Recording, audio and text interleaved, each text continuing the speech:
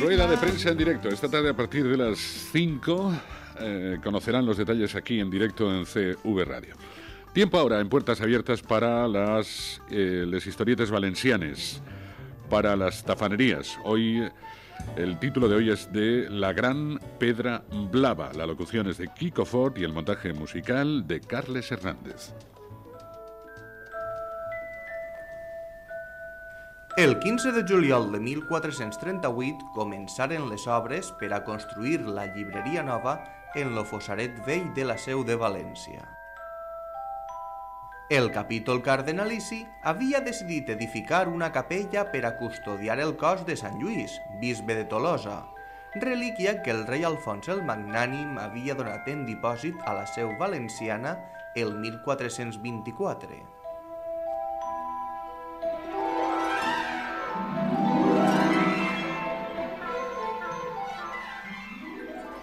Les autoritats eclesiàstiques havien decidit construir la nova capella al lloc que ocupava la biblioteca cardenalícia, per la qual cosa, abans d'enderrocar-la, en feren una de nova.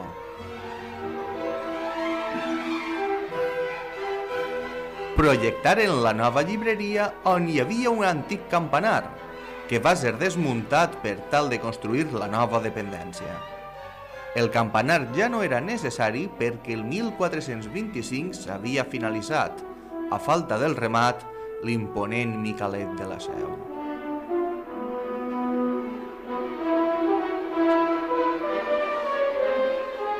Aprofitaren també la raconada del campanar vell per fer les obres de la llibreria nova, un lloc pròxim a l'actual carrer de la Barcella.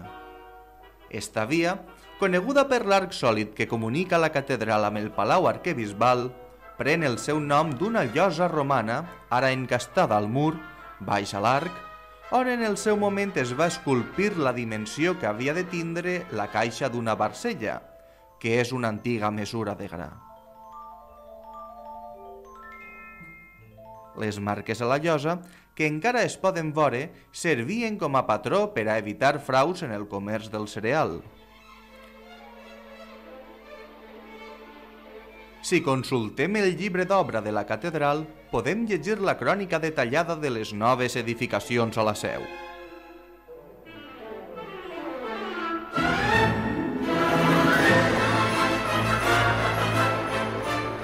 Es pot apreciar, per exemple, la pretensió de les autoritats cardenalícies d'ornar la llibreria nova de manera escaient.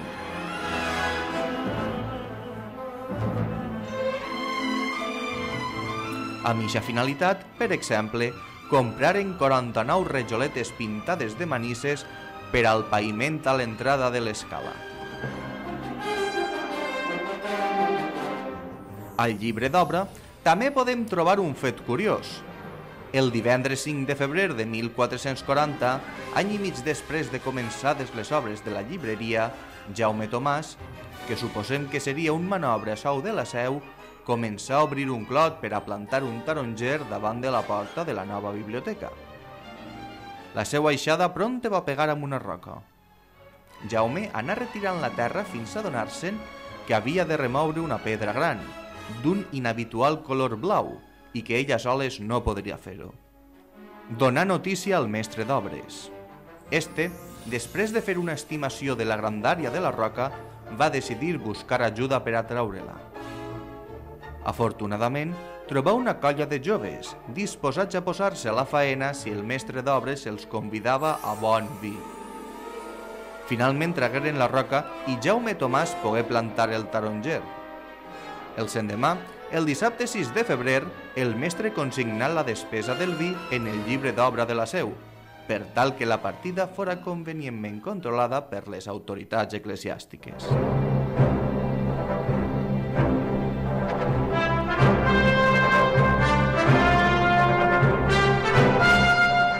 Com havia arribat allà la Gran Pedra Blava?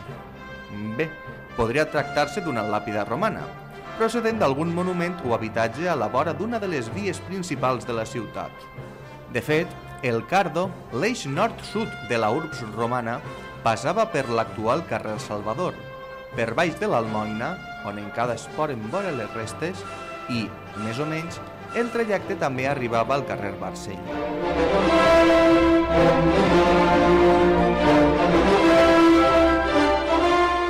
A l'anomenada presó de Sant Vicent, a la plaça de l'Almoina, hi hagueren 3 fragments d'una llosa blava també, amb unes representacions de les Fatae i una inscripció llatina. Tal volta, la pedra del clot que obria Jaume Tomàs tenia la mateixa procedència. La pedra descoberta per l'obrer podia ser també una llosa portada en període àrab, per tal d'ornar algun habitatge o per cloure alguna sepultura d'aquell fossaret vell. Al territori de l'Àndalus hi havia pedreres de marbre blau. Els àrabs explotaren les de Macael i Estepa, entre d'altres, i transportaren marbre blau per ornar l'Alhambra de Granada i la mesquita de Còrdova.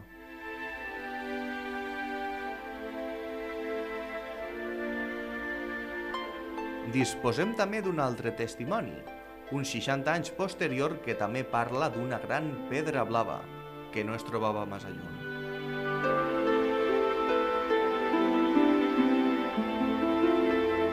És la descripció que va fer Joan Lluís Vives en una de les seues primeres obres, on parlava d'una gran taula de pedra blava que hi havia a l'entrada de l'Estudi General, fundat el 1499.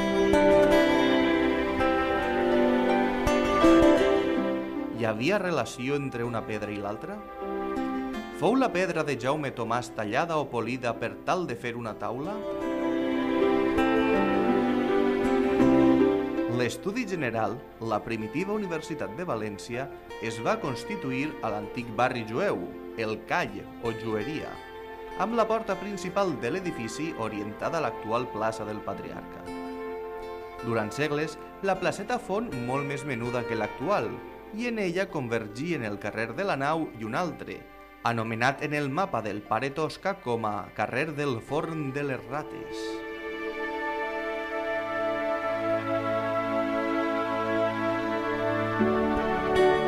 La primera porta de l'estudi no era un accés distingit. Enmig de la xarxa de carrerons estrets de l'antiga jueria i orientada a ponent, l'entrada de la institució era més bé un lloc ombrívol, brut i polsós pel tràfic d'estudiants, que de veia molt fangós quan plovia. Allà, sota les escales que permetien l'accés a les aules del pis superior, hi havia la taula amb una gran pedra blava. Lapis ingens est sub scalas ceruleus, que lluïa com la raresa que era.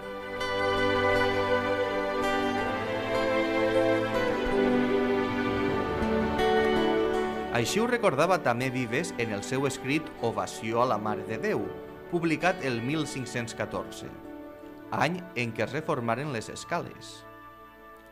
Estes obres continuarien el 1527 quan es feren reformes a les aules.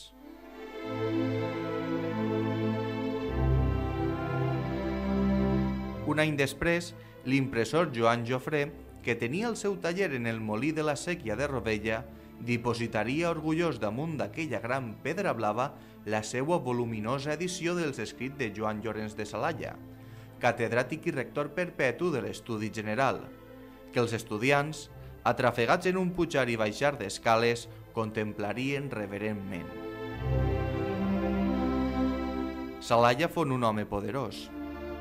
Ideològicament, Salalla tenia escassa simpatia per l'humanisme. En morir, el 1558 es va escampar el rumor que Salalla havia fet sepultar les làpides amb inscripcions romanes als ciments del Pont dels Serrans, que havia estat reconstruït després de la riuà del 26 de setembre de 1517. Al Museu de Belles Arts es pot veure la tapa del sepulcre de Salalla, amb un relleu en marbre que mostra jacent el rector perpetu.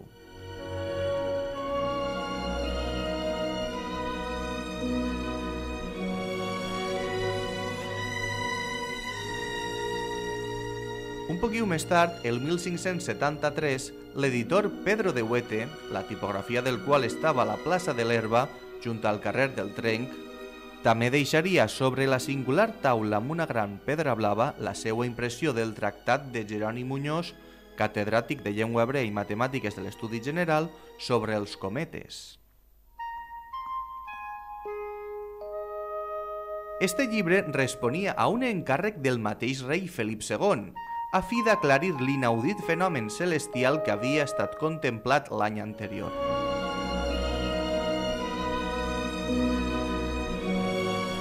En realitat, allò que va passar el 1572 és el que ara coneguem com l'explosió d'una supernova, però en aquella època es parlava de cometes celestials.